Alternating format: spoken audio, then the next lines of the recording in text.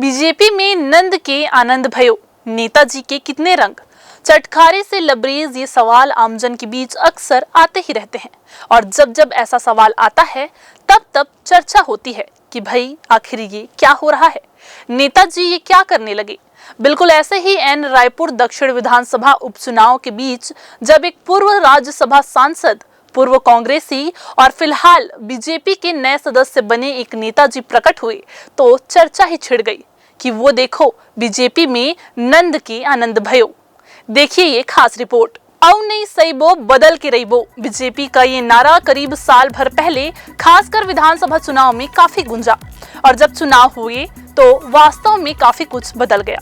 जी हाँ, छत्तीसगढ़ की सरकार ही बदल गई।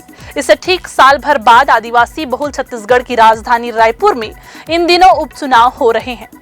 रायपुर दक्षिण विधानसभा सीट पर हो रहे चुनाव के मैदान पर जब नंद कुमार साय नजर आए तो सियासत की चर्चा ने एक नई राह पकड़ ली। नंद कुमार साय यानी छत्तीसगढ़ का बड़ा आदिवासी नेता, यही था असली सीन। लेकिन साल 2023 में हुए विधानसभा चुनाव के ठीक पहले हवा ने अपना रुख बदलना शुरू कर दिया। तमाम राजनीतिक उथल-पुथल या कहे जाए कि 2023 के लिए तैयार हो रही चुनावी वेब सीरीज में नंद कुमार साय का किरदार ही बदल गया। नंद कुमार साय ने कांग्रेस ज्वाइन कर ली। वक्त थोड़ा बीता और जब चुनाव का नतीजा आया तो पूरा सीन ही बदल गया। कांग्रेस में नंद कुमार साय भी कुछ खास नहीं कर पाए। धक्का लगा कांग्रेस को भी और बीजेपी से टूटकर कांग्रेस का हाथ थाम चुके नंद कुमार को भी। साय अब क्या करे? पहले तो कम से कम राज्यसभा के सदस्य थे, लेकिन अब तो सब शून्य बटा सन्नाटा जैसा हो गया। छत्तीसगढ़ की नई सरकार में एक आदिवासी यानी विष्णुदेव साय को मुख्यमंत्री बनाया गया, लेकिन नंद कुमार ही रह गए।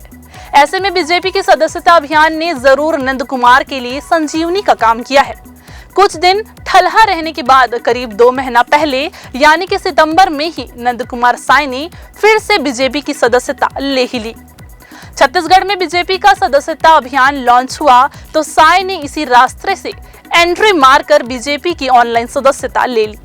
इस पर सीधे सहज सरल नेता माने जाने वाले नंद कुमार साय का जवाब आया कि परिस्थितिवश उन्हें कांग्रेस में जाना पड़ा था, लेकिन असल में वे बीजेपी के नेता ही हैं।